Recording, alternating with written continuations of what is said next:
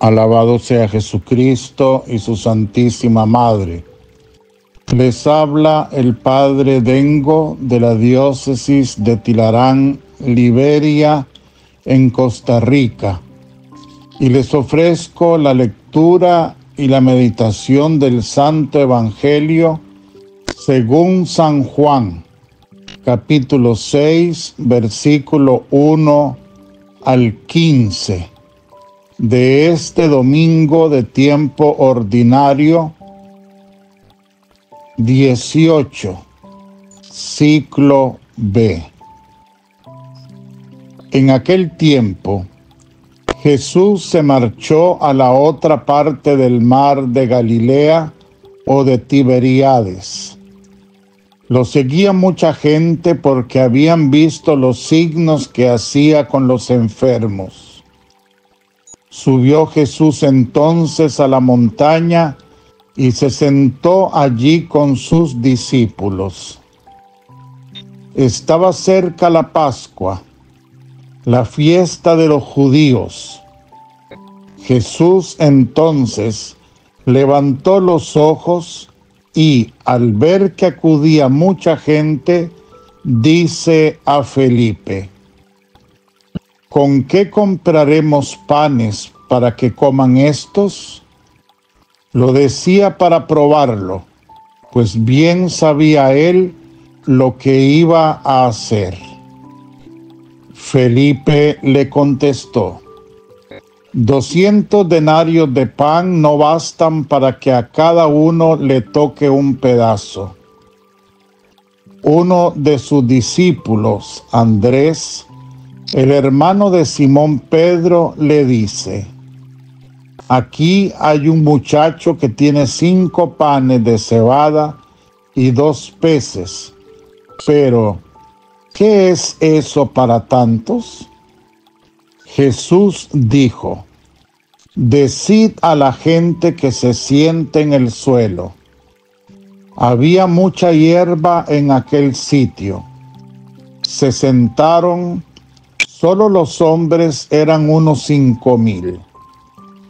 Jesús tomó los panes, dijo la acción de gracias y los repartió a los que estaban sentados.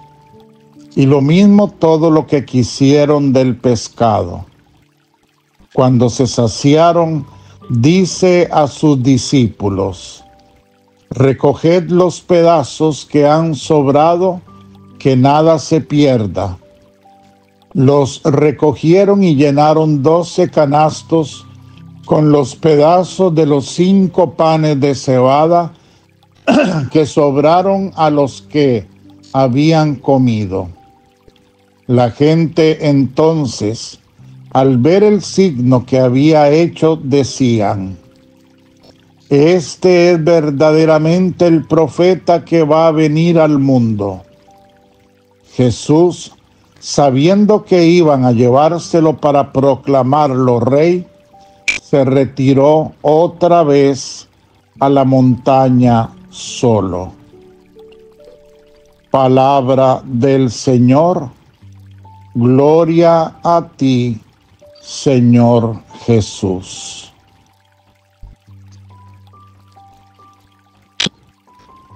En este texto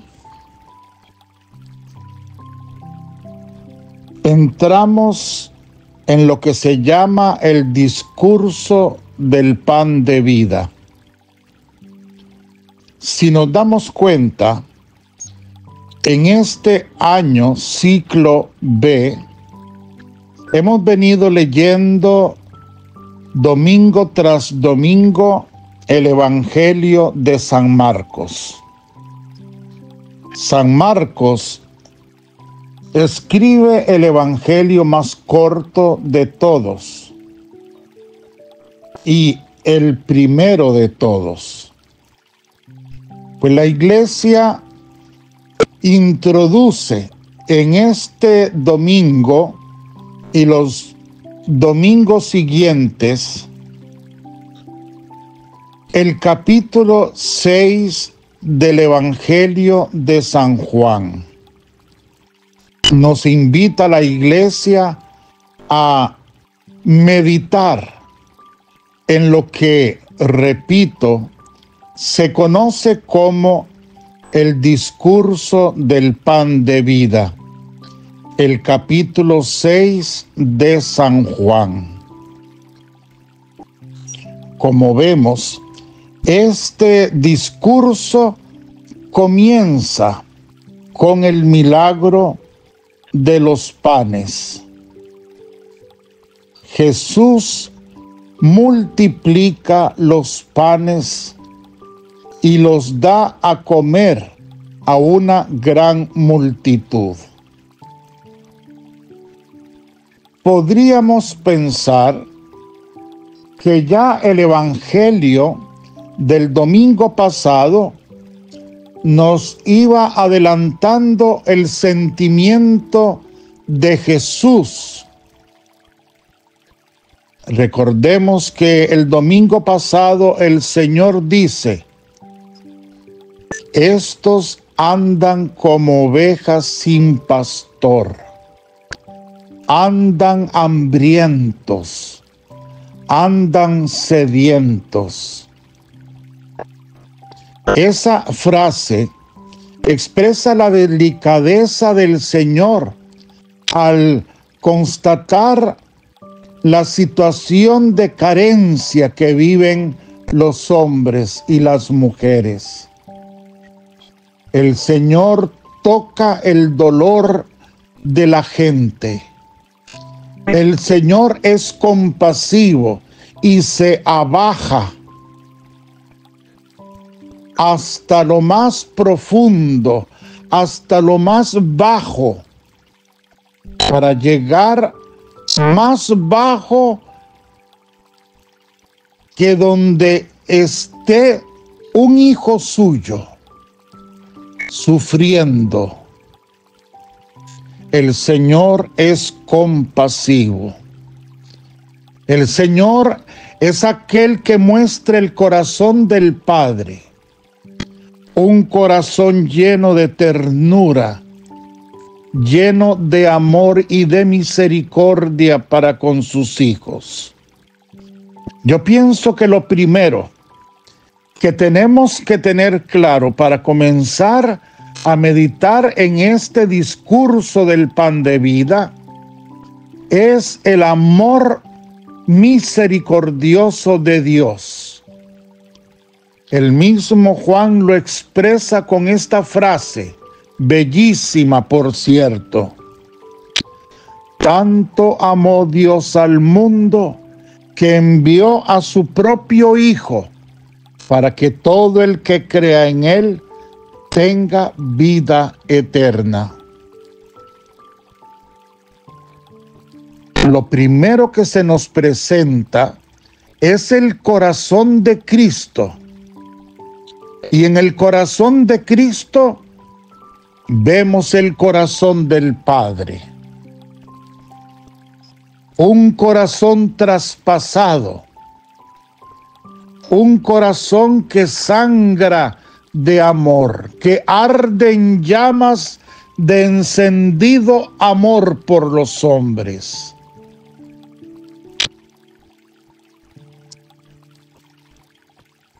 Aquí resuena toda la teología de la Iglesia Católica, todos los misterios de nuestra fe. ¿Por qué Dios creó al mundo?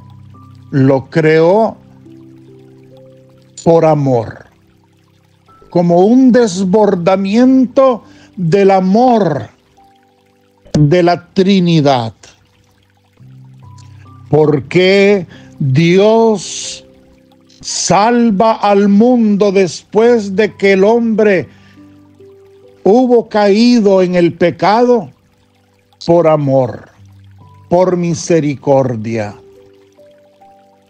Por eso envió a su propio Hijo. Y el Verbo se encarnó en el vientre de María. Y el Verbo nació en Belén. El Hijo de Dios, Dios mismo, en Belén. Y aquí hacemos notar, como haciendo un paréntesis, que no es casualidad que el lugar donde nació el Salvador del mundo se llamara Belén. No es casualidad, pues Belén significa la casa del pan. Así es como se llama Belén, si lo traducimos, la casa del pan. Y eso, repito, no es casualidad.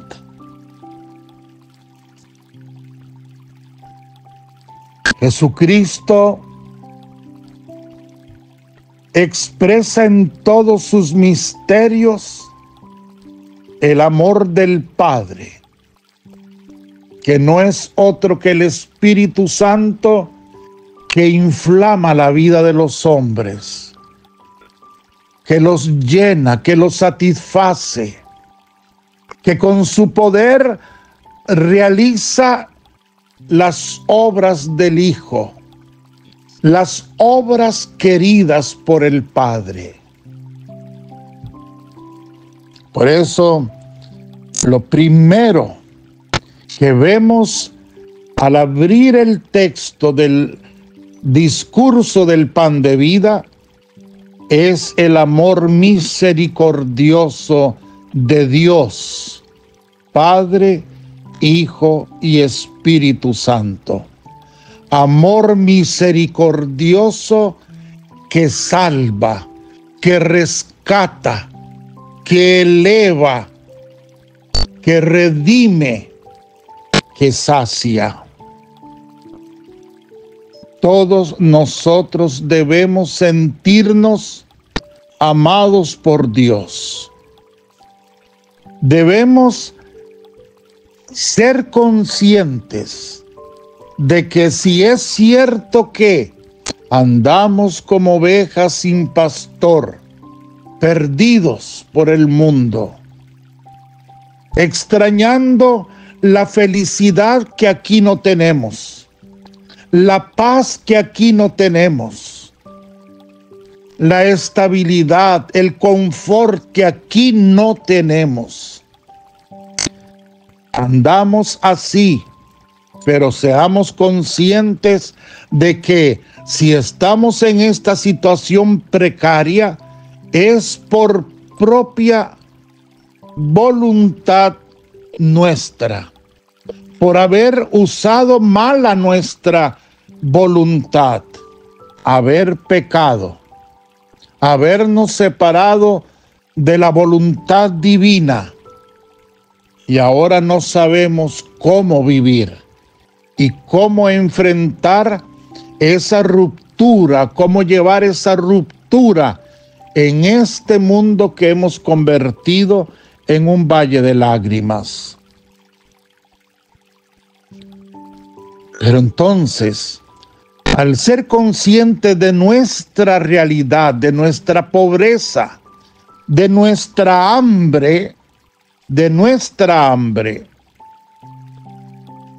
volvemos los ojos al Señor y encontramos que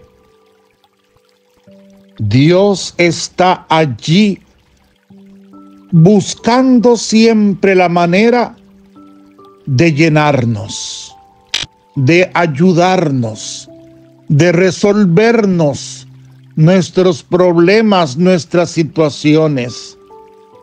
Dios siempre está allí como un papá, viendo cómo nos ayuda, cómo nos tiende la mano. Esa es la voluntad del Padre que se realiza en el Hijo.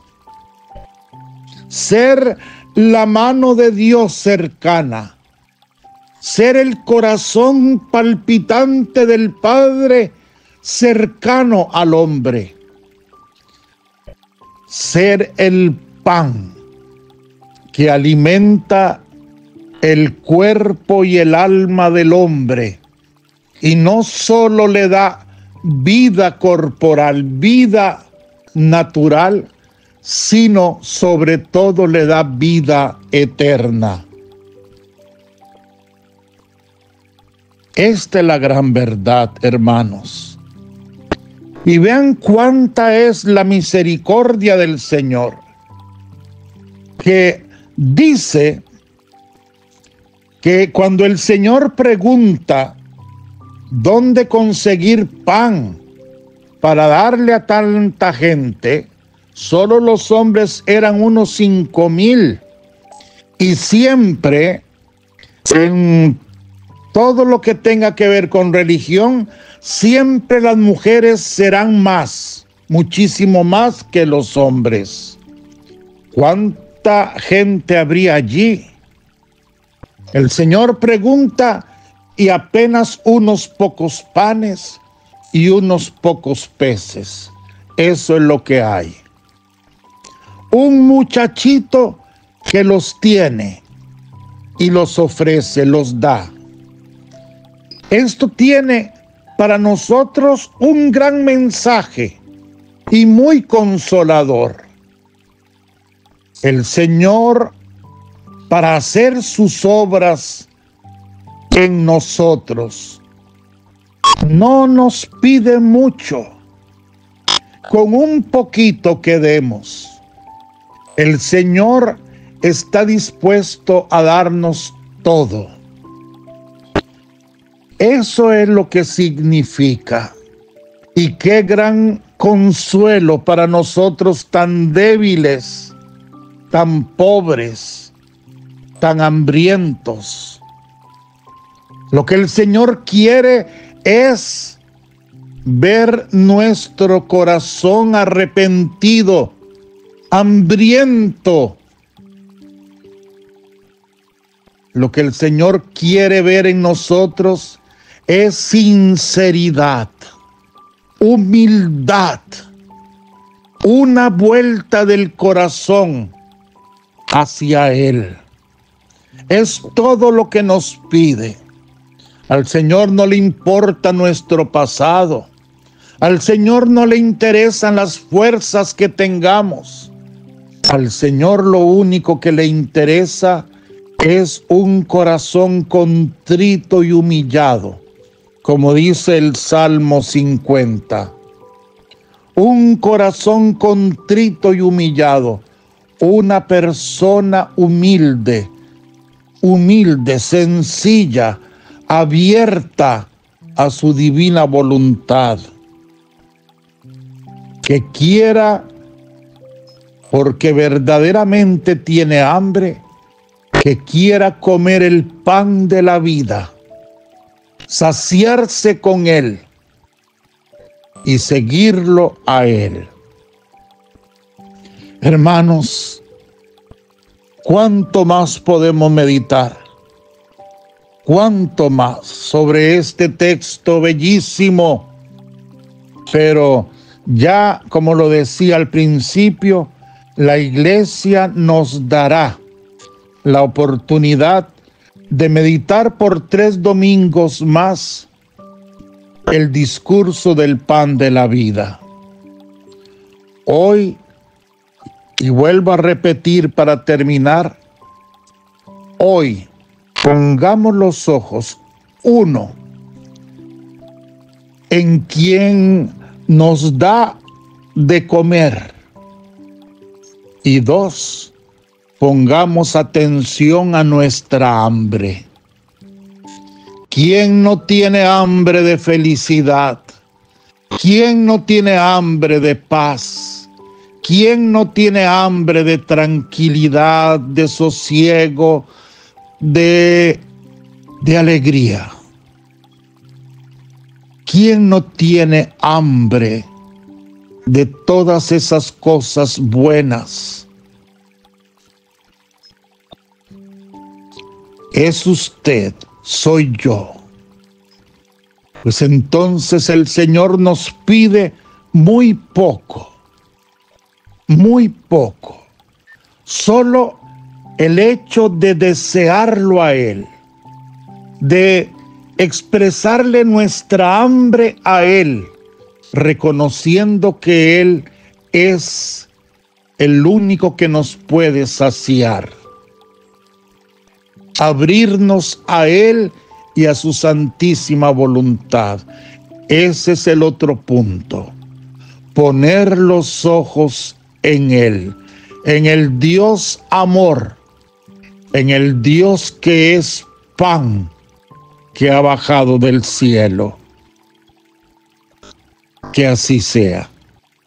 Muchísimas gracias y que el Señor los bendiga en el nombre del Padre, y del Hijo, y del Espíritu Santo.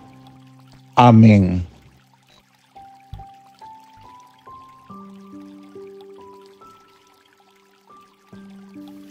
Comentario sobre la tradición de la Iglesia. San Francisco de Sales, obispo. Sermón. Alimento de los pobres y humildes. ¿Con qué compraremos panes para que coman estos? Subió Jesús a un monte, levantando los ojos y contemplando la gran muchedumbre que venía a él, dijo a Felipe: ¿Dónde compraríamos pan para dar de comer a estos? Aquí hay un muchacho que tiene 5 panes de cebada y 2 peces. Contemplemos esa muchedumbre que sigue al Maestro hasta el monte.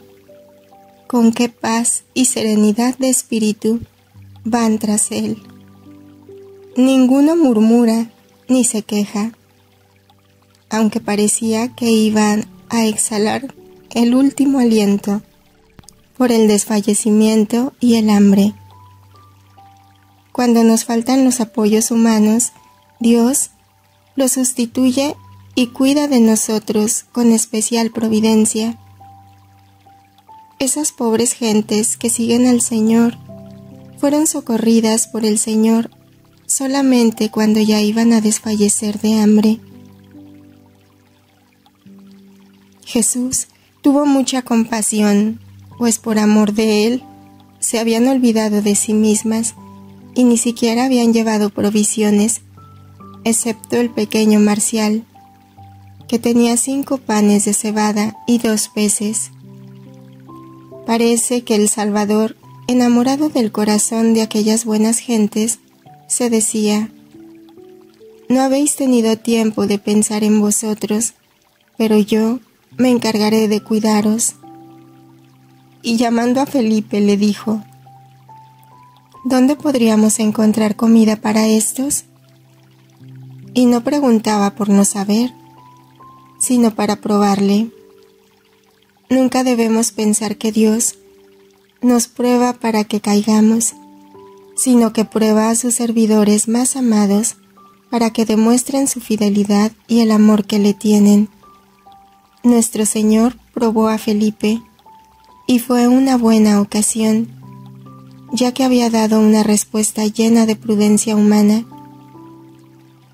Buena cosa es que, como Dios ama tanto la humildad, alguna vez nos pruebe, no para hacernos un mal, sino para enseñarnos por propia experiencia lo que somos.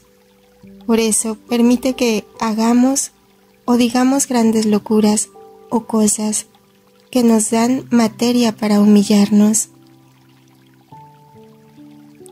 Papa Francisco, Angelus. Queridos hermanos y hermanas, buenos días. El Evangelio de la liturgia de este domingo narra el célebre episodio de la multiplicación de los panes y los peces, con los que Jesús sacia el hambre de cerca de 5,000 personas que se habían congregado para escucharlo.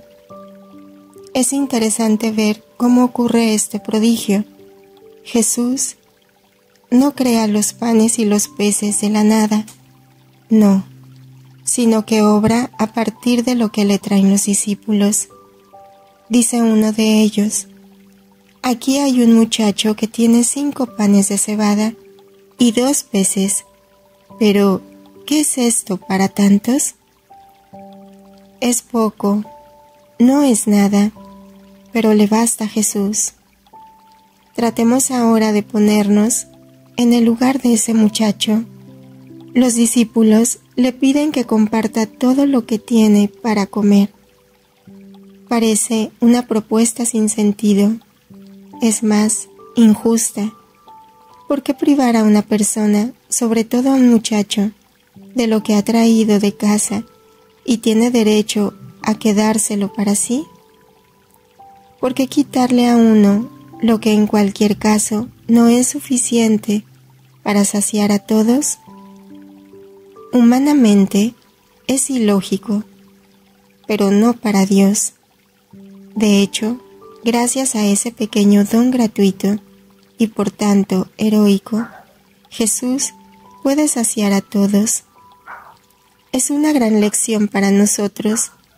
Nos dice que el Señor puede hacer mucho con lo poco que ponemos a su disposición. Sería bueno preguntarnos todos los días, ¿qué le llevó hoy a Jesús? Él puede hacer mucho con una oración nuestra, con un gesto nuestro de caridad hacia los demás, incluso con nuestra miseria entregada a su misericordia, nuestras pequeñeces a Jesús, y Él hace milagros. A Dios le encanta actuar así. Hace grandes cosas a partir de las pequeñas, de las gratuitas.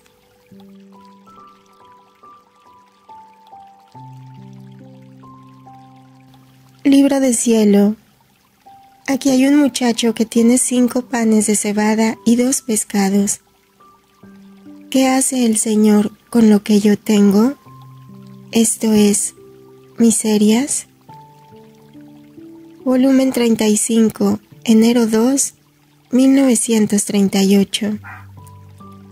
En el querer divino, las miserias, las debilidades, se cambian en las más bellas conquistas. Hija mía buena, es tanto mi celo por quien vive en mi voluntad, que no tolero ni un pensamiento, ni una debilidad u otra cosa que no tenga vida en ella. Ahora, tú debes saber que para pasar a vivir en mi voluntad, se necesita decisión por parte de Dios, y decisión firme por parte de la criatura de vivir en ella. Esta decisión viene animada por una vida nueva, por una fuerza divina, para volverla inexpugnable a todos los males y circunstancias de la vida. Esta decisión no sufre cambios, porque cuando nosotros decidimos, no nos ponemos a decidir con niños que hacen juego de sus decisiones, sino con quien sabemos que debe resistir. Por eso ponemos en lo nuestro, a fin de que no venga a menos. Puede ser que sienta las miserias, los males, las debilidades, pero esto no dice nada, porque delante a la potencia y santidad de mi querer, estos mueren, sienten la pena de la muerte y huyen. Mucho más que estas miserias no son partos de la voluntad humana, porque ella está abismada en mi querer. Por eso, no puede querer sino lo que quiero yo, y muchas veces mi querer se sirve de estas miserias para hacer de ellas las más bellas conquistas y extender sobre de ellas su vida, formar su reino, extender su dominio y convertir las debilidades en victorias y triunfos. Porque para quien vive en mi querer, todo debe servirle como el más bello amor que la criatura da a aquel que forma su vida. Casi como sirven las piedras, los ladrillos, el cascajo a quien quiere hacerse una bella habitación. Debes saber que antes de entrar a vivir la criatura en nuestro querer, purificamos todo, cubrimos y escondemos todo en nuestro amor, de modo que no debemos ver en ella más que amor. Cuando nuestro amor todo lo ha escondido, aún las miserias, entonces la criatura toma su lugar en nuestro querer. Es más, cada vez que hace sus actos, el acto primero es purificado y después lo inviste, y de él hace lo que quiere. Hija mía, en mi voluntad no hay ni juicios ni jueces, porque es tal y tanta la santidad, el orden, la pureza, la utilidad de nuestros modos, que deben inclinar la frente y adorar lo que hacemos. Por eso, no pierdas la paz, ni te ocupes de las miserias y circunstancias, sino déjalas en poder de mi voluntad, a fin de que en ellas haga sus portentos de amor.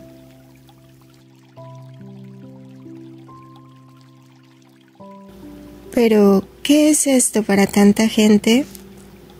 Meditemos en cómo el vivir en la divina voluntad corre en favor de los demás. Volumen 34, enero 24, 1937. La divina voluntad, con quien vive en ella, forma la repetidora de su vida y de su amor, y forma y extiende en ella toda la creación y todo lo que hizo Jesús. Quien vive en mi voluntad, me siento repetir mi vida, y duplica el precio para comprar mi divina voluntad a favor de las generaciones humanas.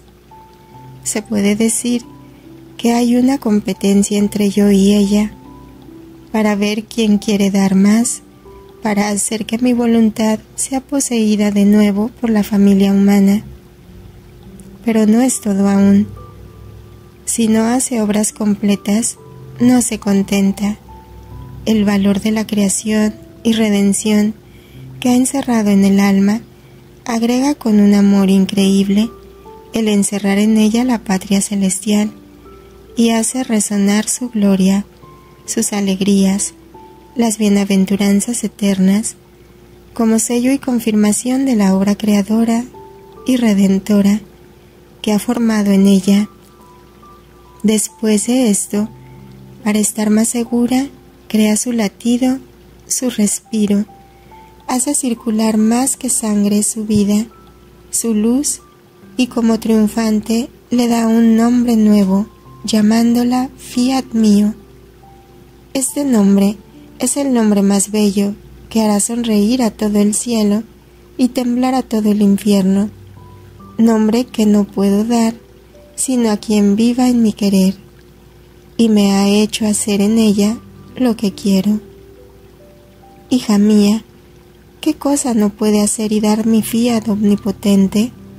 Llega tanto que da sus derechos sobre su misma potencia, sobre su amor, sobre su justicia. Incorpora consigo la voluntad de la criatura y le dice: sé atenta, no quiero otra cosa de ti, sino que hagas lo que hago yo. Por eso es necesario que tú estés siempre junto conmigo y yo contigo. Al ver el signo que Jesús acababa de hacer, la gente decía: este es verdaderamente el profeta que debía venir al mundo. Volumen 32, marzo 26, 1933. La pequeñez en la voluntad divina. Como las obras más grandes, Dios las hace gratuitamente. Ejemplo, la creación y redención. Hacia el reino de la divina voluntad. En la encarnación, los cielos se abajan. Hija mía, las más grandes obras hechas por nuestro ente supremo, todas han sido hechas gratuitamente, sin tomar en cuenta si las criaturas se las merecían o nos lo sugirieran. Si pusiéramos atención a esto, nos convendría atarnos los brazos y no hacer más obras, porque las criaturas ingratas no nos glorificarían, y quedarnos sin ni siquiera tener el bien de hacernos glorificar y alabar por nuestras mismas obras. Ah, no, no. Una sola obra nuestra nos glorifica más que todas las obras unidas juntas de todas las generaciones humanas. Un acto cumplido de nuestra voluntad llena cielo y tierra, y con su virtud y potencia generativa y comunicativa nos genera tanta gloria que no termina jamás, y que a las criaturas apenas las gotitas les es dado comprender. Ahora, la obra grande de hacer conocer mi voluntad a fin de que reine en medio a las criaturas será una obra nuestra toda gratuita, y aquí está el engaño, que creen que habrá mérito, y la parte de las criaturas, ah, sí, estará como las gotitas de los hebreos, cuando vine a redimirlos. Pero la criatura es siempre criatura, por eso nuestra parte será toda gratuita, que abundándola de luz, de gracia, de amor, la arrollaremos en modo que sentirá una fuerza jamás sentida, amor jamás probado. Sentirá más viva nuestra vida palpitante en su alma, tanto que le será dulce el hacer dominar a nuestra voluntad. Esta, nuestra vida, existe todavía en el alma, le fue dada por nosotros desde el principio de su creación, pero está tan reprimida y escondida que está como si no la tuviese. Está como el fuego bajo las cenizas, que cubierto y como aplastado bajo de ellas, no hace sentir el beneficio de la vida de su calor. Pero supón que un viento fuerte aleja las cenizas del fuego, y éste hace ver y sentir su vida. Así el viento fuerte de la luz de mi fiat pondrá en fuga los males, las pasiones, que como cenizas esconden la vida divina en ellas, y sintiéndola viva tendrán vergüenza de no hacer dominar a nuestra voluntad. Hija mía, el tiempo dirá todo, y los que no creen quedarán confundidos. Hija amadísima, en mi encarnación fue tanto el amor que los cielos se abajaron y la tierra se elevó. Si los cielos no se abajan, la tierra no tenía virtud de elevarse. Fue el cielo de nuestro ente supremo que, llevado por un exceso de amor, el más grande jamás oído, se abajó, besó la tierra, elevándola así, y se formó las vestiduras de mi humanidad para cubrirse, esconderse, identificarse, unificándose juntos para hacer vida común con ella, y formando no un solo exceso de amor, sino una cadena de continuos excesos, restringía mi inmensidad en el pequeño cerco de mi humanidad. Para mí la potencia, la inmensidad, la fuerza era naturaleza, y usarlas no me habría costado nada. Lo que me costó fue que en mi humanidad debía restringir mi inmensidad y quedarme como si no tuviese ni potencia ni fuerza, mientras estaban conmigo e inseparables de mí, y debía adaptarme a los pequeños actos de mi humanidad, y solo por amor, no porque no podía. Así que descendí en todos los actos humanos para elevarlos y darles la forma y el orden divino. El hombre, con hacer su voluntad, destruyó en sí el modo y el orden divino, y mi divinidad, cubierta por mi humanidad, vino a rehacer lo que Él había destruido. ¿Se puede dar amor más grande hacia una criatura tan ingrata? Jesús, te amo. Multiplica en nosotros las gracias que necesitamos para que podamos vivir en tu voluntad. Fiat.